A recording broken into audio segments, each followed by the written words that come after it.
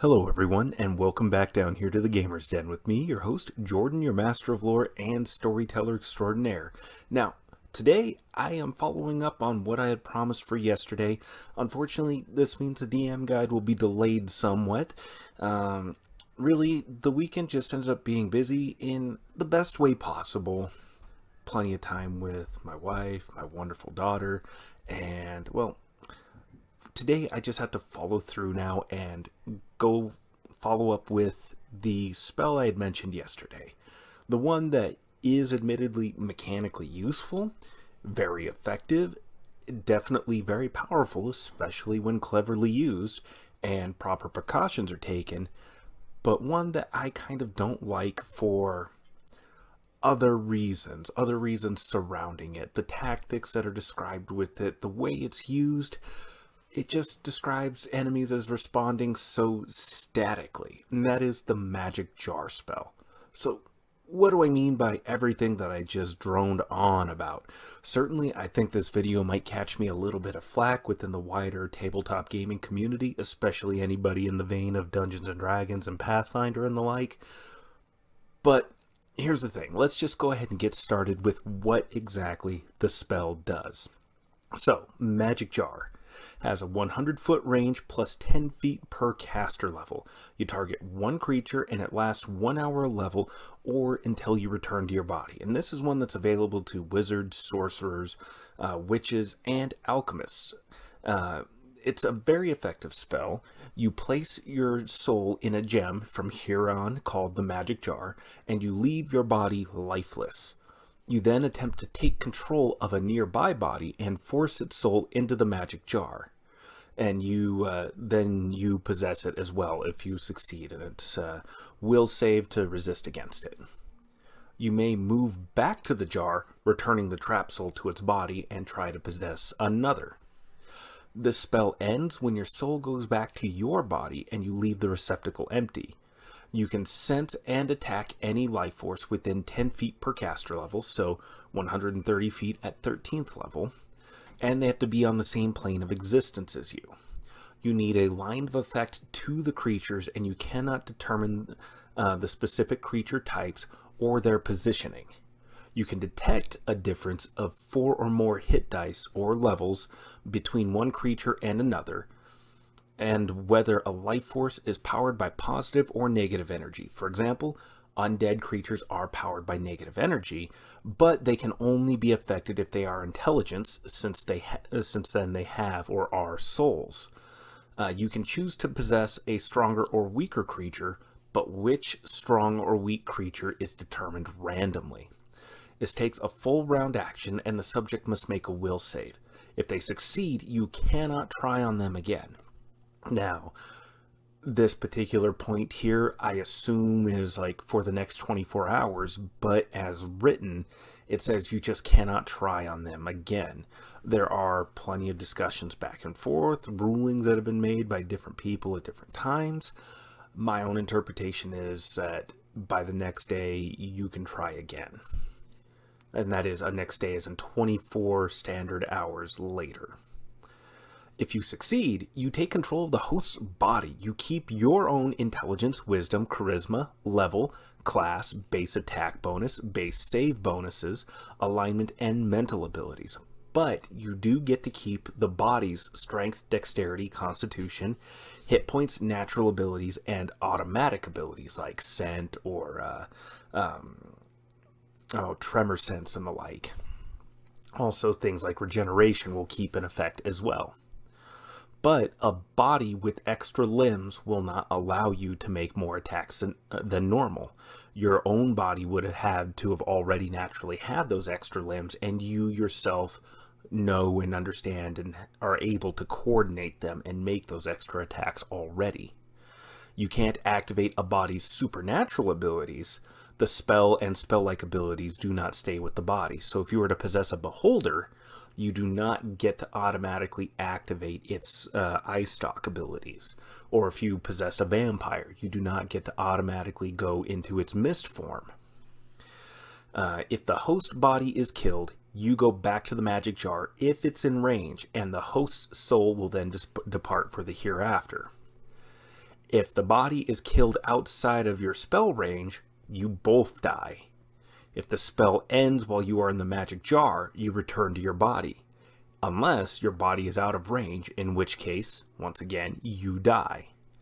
If the spell ends while in a host, you return to your body, unless it is out of range. Then you die. Destroying the receptacle ends the spell, and this can be dispelled at either the receptacle, the magic jar, or the host body. So, people have stated time and time again that this spell can be used, especially since you can get 13 hours of use out of it, that the spell can be used to clear out entire dungeons, entire fortresses, on and on and on, how incredibly effective this is. And I'm inclined to agree up to a point. The thing is that what's described is typically the wizard uses this spell. Their soul is now in the magic jar, the gem, the receptacle. So they have the rest of the party guard the wizard's body. That is protected. That needs to be protected and kept within range.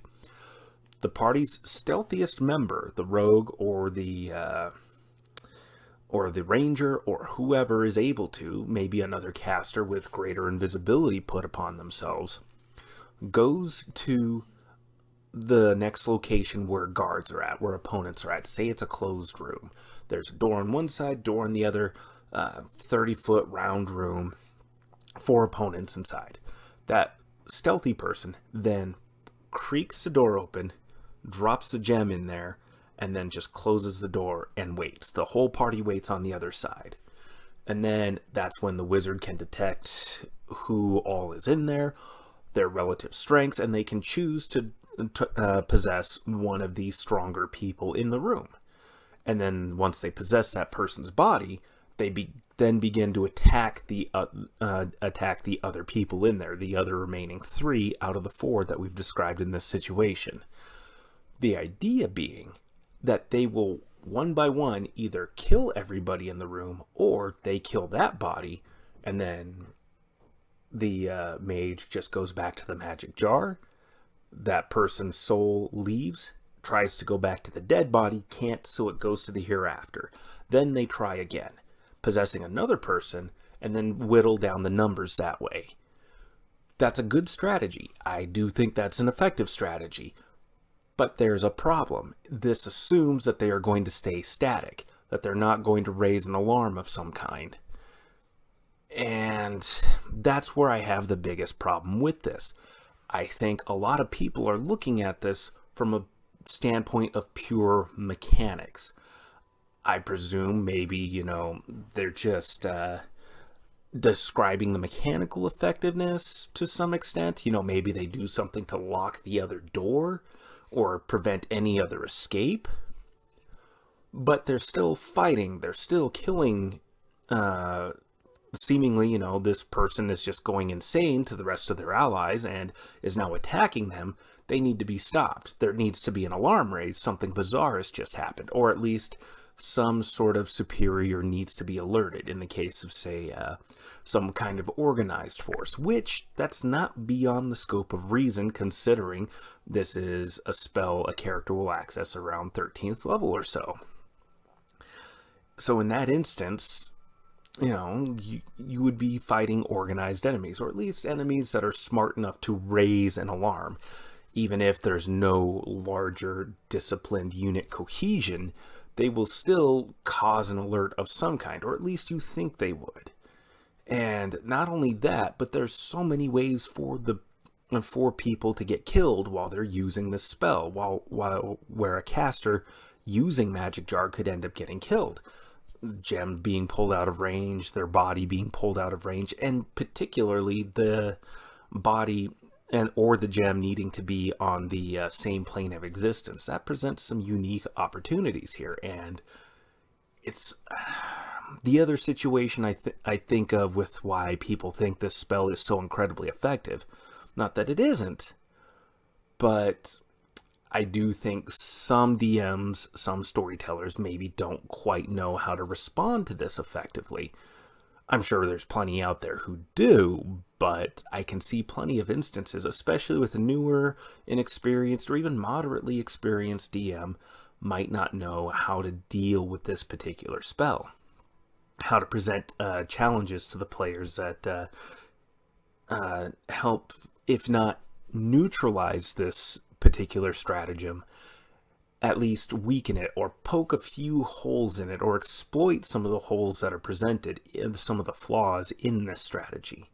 For one thing, the spellcaster is now relegated to doing one thing. He can do it for 13 hours, but they're only going to be possessing one target at a time. The party is now derived of all the benefits that having a full spellcaster brings. So that's point one. They are now lacking a significant part of their arsenal. Two, while I would allow this strategy to work once, twice, possibly even, letting them clear out a whole location, a whole dungeon, that's not beyond the realm of possibility, and you should let your players be rewarded for their creative thinking. Let them use strategies that minimize their risks initially. But especially if they're fighting a recurring group of enemies, or there's at least one enemy who's been paying attention as this has happened at a number of different locations, they will begin formulating their own strategies to counteract this. For example, they can employ their own very stealthy individuals or their own magic users who can, when they realize something is happening, that this particular magic is being used or that the party is present, they can slip in, steal the gem, kill the caster's body. I mean, hard to defend if an assassin manages to slip by the fighter or the party fighter and the cleric and just plants a dagger right in the wizard's heart. Now they have a whole new thing that they need to fix. There's an assassin in their midst. Their friend's body is now severely compromised and probably beyond use until the cleric can do something to fix it. But in the meantime, they have this assassin to contend with. Or just have a spellcaster teleport in and scoop up the body and then teleport away, or dropping a portable hole over the body and then scooping the body up and then booking it out of there. They only have to go past 130 feet. They only have to get outside of a certain range, or if they plane shift away, they're now on a different plane of existence, leaving the spellcaster with no body to return to once the spell ends. And once the spell ends, they are going to have to return to their original body. This is where some flexibility could be had in this instance. Maybe the spellcaster is stuck in this new body, but they don't have any of their normal spellcasting abilities, but they do keep their base attack bonus. So they might be in this powerful warrior form, this powerful warrior body, but they're attacking like an unusually strong wizard. That presents some unique challenges there, a unique opportunity for roleplay and gameplay. But that is also a way to mess with this particular spell. And this is kind of what I'm getting at here, is this spell is good, but it has, in my own opinion, and I think pretty solidly, and I hope I've made a good case for that. I do believe I have. This spell is not the be-all to end-all spells. This is not the grand thing where it's like, well, I cast this, we've won, we just keep sneaking through and dropping this gem, because any opponent who's recurred, survived, or is just paying attention to what has happened will instruct all their forces to raise an alarm if somebody begins acting funny, if anybody begins attacking other people out of the blue. Just even having one person try to run away while the other two hold back the person who's just suddenly gone crazy, that person can just begin yelling, running up and down the halls, raising an alarm, rattling a bell, something, anything to get more people clued in that there's something interesting going on, that there's something unusual, there's some threat that has emerged. And yeah, that's essentially it here. Magic Jar is an effective spell, but it's not without its flaws. It's not without its faults, and those flaws and faults can be exploited to make the players think twice about using this. The biggest drawback is that now a spellcaster is limited to just possessing people back and forth unless they realize they're in danger and voluntarily end the spell themselves. Hopefully the players are experienced enough to realize that, or at least for their own sakes they are. But if not, well then, DMs, storytellers, if players are going to use the same move over and over again, you are well within your rights to learn from it and develop a better counterattack. Maybe the first time around isn't quite so effective. Lord knows no strategy survives contact with the enemy, and there can be wiggle room. Maybe the opponents do enact their own stratagem to try to mess with the player's own particular maneuver here using the magic jar. But maybe say it doesn't quite go right. The players still manage to inflict a significant amount of damage in spite of this. They underestimate how perceptive the fighter is, or there's a ranger in the group with a boosted perception skill, or there's another spellcaster that has magical guards in place and is keeping a very sharp lookout. But they will develop. They will learn. Enemies are not static. They shouldn't be static. Even the most dull-witted of people will realize that there's something wrong and use even a low kind of brute cunning. I mean, it doesn't take a genius to realize that, hey, that funny-looking gem over there, that wasn't there before, and now Rothgar over there is just gone berserk and is just murdering us all. We might want to deal with that and snatch that up and begin running away, which again will present some unique problems or challenges for the players in their particular strategy.